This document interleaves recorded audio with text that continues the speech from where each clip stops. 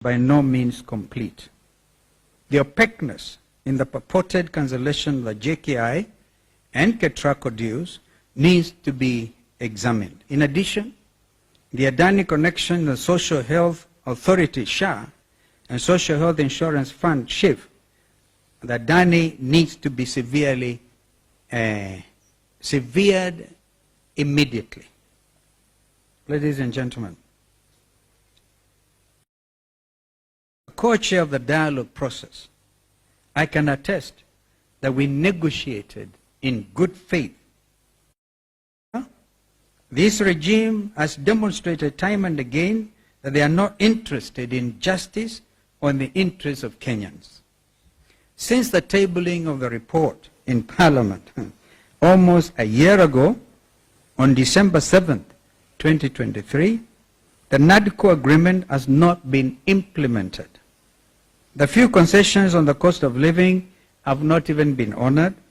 The matters relating to electoral justice have not been implemented, including evaluation of the 2022 election outcomes. The constitutional and legal reforms to ensure credible elections are still pending. Aggression against Jubilee, because we also had that as a very important agenda item, and that's not contained in my statement here. But that was a very important agenda, integrity and commitment to multi-party democracy. And by that we meant that this state-sponsored aggression on Jubilee Party had also... Some of the friends who are assembled here today, there are some who are in the leadership at the level of the Senate. Senator Manzo is here. National Assembly, Mheshimiwa Patrick Makau, Mheshimiwa Mwanamule. We have Governor Waititu. We have Majority Leader, County Assembly Makwiny, and some MCAs also from, like Irene Molu from Machakos County. We have Deputy Chair Ann Kanyi of Wiper Democratic Movement. Of course, you all know by now, Ndengo Njiru is actually a black bull, easily translated. Jude Jomo, Mheshimiwa. Where's Mheshimiwa Jude? He's right here. We also recognize Damari, call her my daughter, Kiamba constituency. We have some MCAs from Kitui. That is Mercy there, but Mzee wa Bagusi, businessmen and professionals, Mzee Nyambane is actually Zakayo. Zakia, Zakaya. FJNC, Kamau. This lady is Kameme. Oh, Kameme. And also, she was second for the women rep. Thank you. She was married. Oh, well done. Former MC also. Yeah, just mention MCA Kiambu. Karisho. Ah, good. But of course, today we call each other Mwanaiya. In Kikamba means brother. A former MP for Limuru, Mheshimiwa Peter Mwadhi. Part of the reason we are here, literally. So, the subject matter is entitled State-Sponsored Terrorism and the Lack of Political Goodwill to Implement the NADCO Report. Good afternoon, ladies and gentlemen, and thank you for joining us here at this center. On Thursday, November 28th, instead of mourning the unexpected loss of their 23-year-old son, Erastus Duarte, a family and community were forced to flee and seek refuge owing to thugs. Several mourners, including Duarte's relatives, suffered injuries that required medical attention.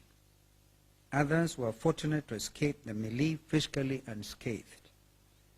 As the dust settled, it was evident that these goons had one purpose in mind: to disrupt, to destroy, and prevent persons whom they felt were hostile to the Kenya Kwanza administration from interacting with mourners in Bibirone village, Limuru constituency, Kiambu County. To compound an already dire situation, area MCA Christopher Ireri and former Limuru MP Peter Mwathi were abducted and unceremoniously bundled into Subarus by unidentified men before being abandoned near the southern bypass at around 11 p.m. That is for Peter Mwathi. For Christopher, we gather is still in hospital in Kiambu, many kilometers away from Bibirone village. By the way, these were by hooded men. Fully armed with walkie-talkies. I think you hear the testimony of Mheshimiwa Mwathi. Despite the statements from both the Inspector General of the National Police Service, Mr. Douglas Kanja, and the Director of the Directorate of Criminal Investigations, DCI, Mr. Mohammed Amin, that the chaos was due to, quote unquote, a lack of advanced intelligence, and that Honorable Mwathi and Honorable Ireri were not in their custody. Ladies and gentlemen, the evidence is irrefutable. This was a state-sponsored attack and abductions. Honorable Mwathi is here with us today, and Honorable Ireri is in hospital in Kiambu. They will tell the country their harrowing night of terror with a state-sponsored abduction squad. The Subaru boys. We condemn in the strongest terms possible this state-sponsored terrorism against its own citizens. We are reminded of the words of German pastor Martin Niemöller, very famous. He famously said, and I quote, "First, they came for the socialists, and I did not speak out because I was not a socialist. Then they came for the trade unionists, and I did not speak out because I was not a trade unionist. Then they came for the Jews, and I did not speak out because I was not a Jew. And then they came for me, and there was no one left to speak for me." End of quote. So Kenyans, that's exactly where we are. If we don't speak out, we will suffer the consequences.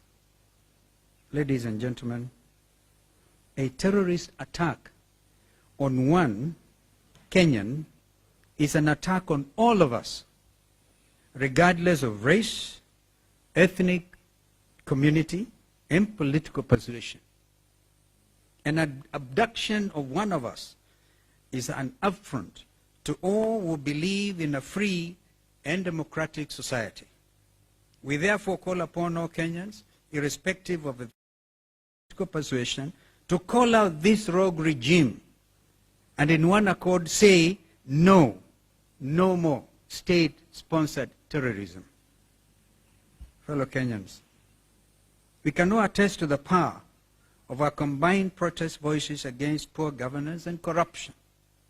Kenyans from all walks of life protested peacefully in the courts, on social media, and in print and broadcast media against the Adani Group's opaque, non-competitive, and secretive deals to take over Jomo Kenyatta International Airport, JKIA, and the Kenya Electricity Transmission Company, KETRACO. It was the U.S. Department of Justice's indictment of Adani for violations of the Foreign Corrupt Practices Act, a U.S. anti-bribery law, that finally forced Mr. Ruto to concede and purports to cancel the Adani Group deals in the transport and the health sectors on Thursday, November 21, during the State of the Nation address. Whether or not Mr. Ruto's embarrassing concession was due to foreign intervention, it is clear that he did not listen to his fellow Kenyans as he later claimed. What is evident and should be clear to Mr. Ruto and his government is that the voices of the people are and will continue to be the most important, as stated plainly under Article 1 of Kenya's Constitution 2010. While we, the People's Law Opposition, acknowledge, encourage, and respect people's voices, the victory is by no means complete.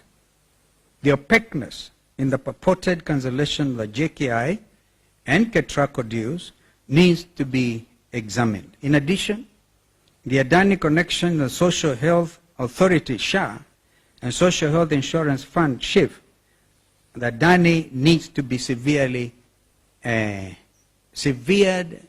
immediately. Ladies and gentlemen, co-chair of the dialogue process, I can attest that we negotiated in good faith. This regime has demonstrated time and again that they are not interested in justice or in the interests of Kenyans. Since the tabling of the report in Parliament almost a year ago, on December 7th, 2023, the NADCO agreement has not been implemented. The few concessions on the cost of living have not even been honored. The matters relating to electoral justice have not been implemented, including evaluation of the 2022 election outcomes. The constitutional and legal reforms to ensure credible elections are still pending. Aggression against Jubilee, because we also had that as a very important agenda item. That's not contained in my statement here. But that was a very important agenda, integrity and commitment to multi-party democracy. And by that we meant that this state-sponsored aggression on Jubilee Party had also to stop. We now know there's even, again, state-sponsored appeal to the higher courts. The Kenya Kwanza regime is clawing back and putting the country on a dangerous trajectory. They are determined to violate the NADCO agreement and the proposed constitutional and legal instruments agreed. Of particular concern are the constitutional timelines for boundary delimitation and the reconstitution of the Independent Electoral Boundaries Commission, IEBC. The regime is already breaching the Constitution by failing to meet constitutional deadlines for boundary delimitation. We are already facing, ladies and gentlemen, a constitutional crisis. And I saw the cry by the management of the IBC saying they're seeking an advisory for the Supreme Court. Well, they should just tell Mr. Ruto to implement NADCO report. On IBC, the regime is not interested in the reconstitution of a credible commission. Through sponsored court cases, the process of setting up the panel has been frustrated. We have a simple question for the judiciary, which, as we say, the last line of defense for democracy. Did the Constitution envisage a situation where the commissioners of the IEBC are not in office? Did the framers of our Constitution contemplate a situation where the courts can allow for a dysfunctional commission? The unpopular regime does not want Kenyans to exercise their sovereign authority by electing leaders through by-elections and referendums, recalling unpopular elected officials or members, and properly preparing for the 2027 elections. Kenya Kwanza is preparing to undermine the people's sovereign authority and manipulate the next election. We will, of course, not allow them. The bill in Senate to stop, for example, the live streaming of results is one way of stealing elections, the coming elections. We will not allow them. In 2024, as the country's position deteriorated, Kenya's violent youth, headed by Generation Z, returned to the streets to seek justice for Kenyans. They were confronted with severe force as of 2023. In reality, there have been orders of abduction and extrajudicial killings following the Gen Z revolution. We want to tell the Gen Z and the Gen Wote that we will continue to stand with them against this state-sponsored violence and impunity. We are still unearthing evidence of infractions, including those that contravene international law. The regime cannot understand the just demands of Kenyans cannot be wished away. As the lives of Kenyans become intolerable and precarious, we continue to demand justice. The next mandamanos will resolve Kenya's problems once and for all. Finally, we want to warn the Kenya Kwanza regime in the clearest possible terms. We will not allow A, the balkanization of our nation. B, we will never again allow the rigging of elections. And C, we will continue to resist against oppression, come what may. Thank you very much, and may God bless our country, Kenya. Asanteni. Kama kuna swali, but probably before you ask, maybe give opportunity to Mheshimiwa Peter Mwadhi. They are actually bought with taxpayers' money. We have said time and again that these are goons sponsored by the state, using walkie-talkies. No amount of denial by the Inspector General and the DCI will convince Kenyans that this is not the case. And I want to challenge Mr. Kanja. I have respect for him, that he should stand and actually, if he's in charge, because he's also a member of National Police Service Directorate, to say no and dismantle this criminal crowd, because international community is watching. We must tell them